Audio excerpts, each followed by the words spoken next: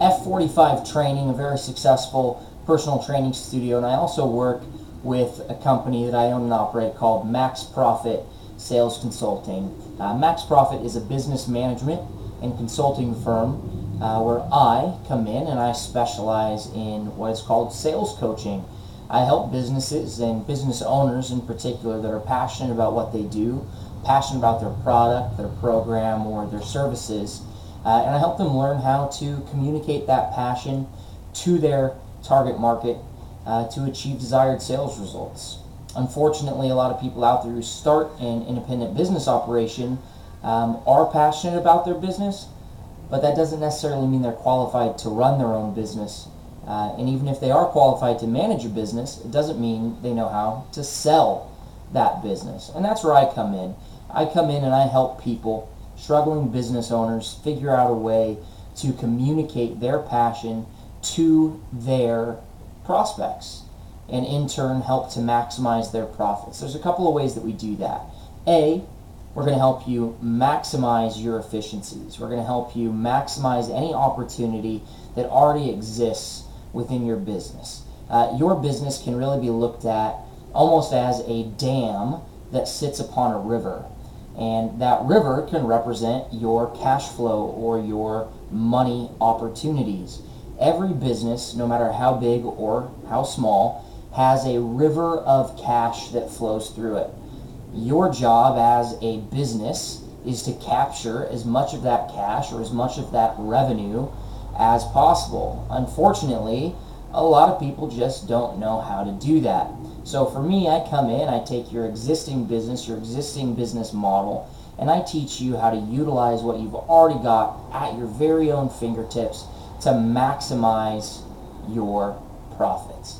Hence the name, Max Profit Sales Consulting. So there's no gimmicks. I'm not going to come in and tell you to hire XYZ. I'm not going to come in and tell you to fire person ABC. I'm not going to tell you to spend $100 a day on marketing or Facebook campaigns. I'm not going to tell you really to do anything other than sell. And I'm going to help you do that. So we're going to do a couple of things. We're going to teach you the 4 steps to sales. Step 1 being to establish rapport. Step 2 to be to find the need of your consumer, find the need of your prospect. Step 3, fulfill that need. Help your customer, help your consumer, your target market base understand what features and benefits your product or service provides that helps fulfill the need that they have. And then finally, and most importantly, I will teach you how to close that sale to bring revenue into your business. Now, it's not always that easy. Sometimes you can do all 4 steps of the sales process flawlessly and yet still end up with a no or an objection. More often than not, however, you won't get a no, you won't get an objection at all. What you'll get is what's called a stall or a smoke screen, where somebody says something like, "You've got to think about it." Or, "You know what? That's great. Thank you for the information. Is this a good number to call you back on?" Ouch. If anybody ever says that, that means that you failed in your number one objective. And your number one objective as a salesperson is to provide your prospect or your consumer with enough information to help them feel comfortable and confident that they're making a well-informed and educated decision to purchase or not to purchase your program or your service today.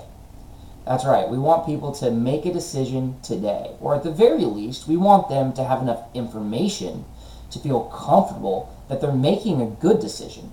So whenever you hear somebody say, "I need to think about it," or "Thanks for the information, I'd like to follow up and do some more research," really what that means is you failed in your number one objective. And I can help you with that as well. I can help you write your pitch, I can help you write your sales program, help you write your sales process. Now, once we've done all of that, and we've gotten everything dialed in, now we need to learn how to overcome objections. And objections are really going to be the make or break for your business.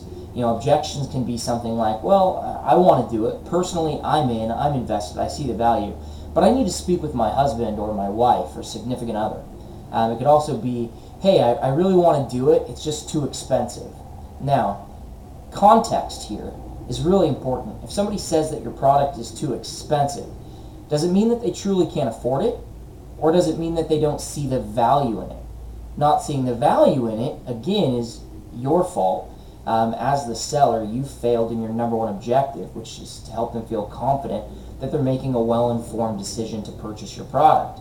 If they don't see the value in it, then that means we went wrong somewhere and we need to revisit those features and benefits that I mentioned earlier.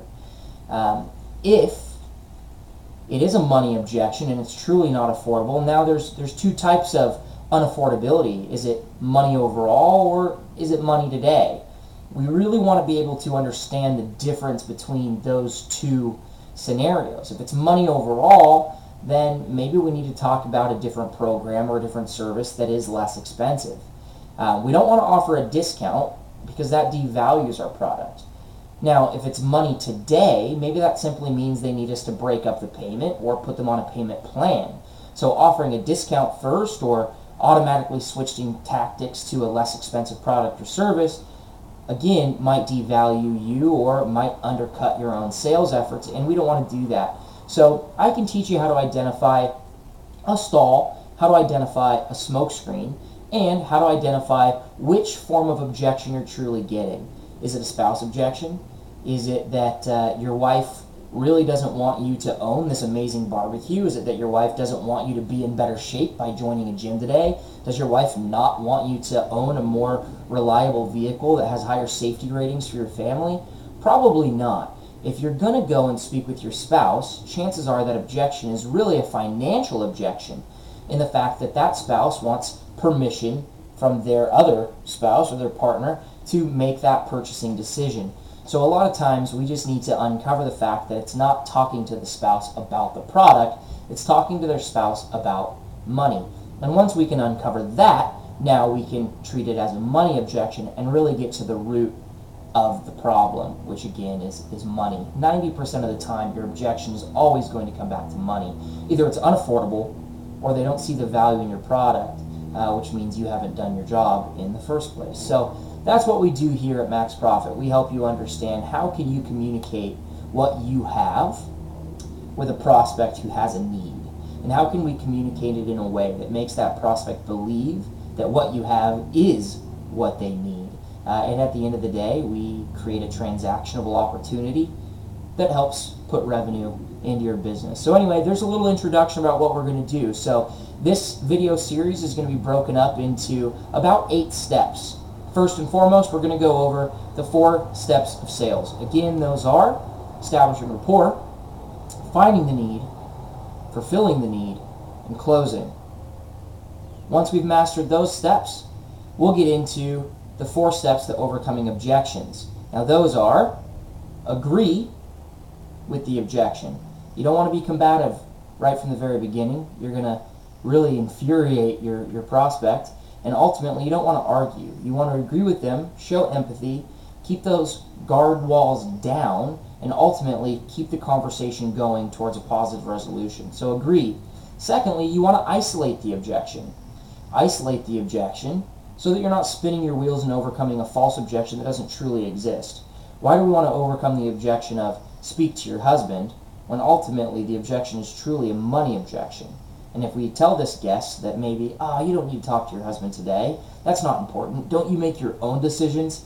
Again, now we're talking about infuriating your guest, arguing with your guest, and that never leads to positive sales results. It really most likely is going to lead to bad reviews and negative publicity around your business. Third, we want to overcome the objection. So how do we overcome the objection? Well, we do that with logic. We need sound logic in order to overcome that objection, so I can teach you that. And then ultimately, fourth, we close.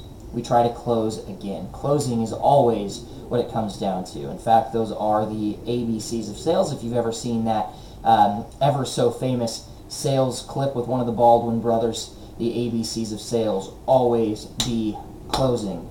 So that's where I come in. I'm going to help you be a closer. So stay tuned. Check out the next 8 videos.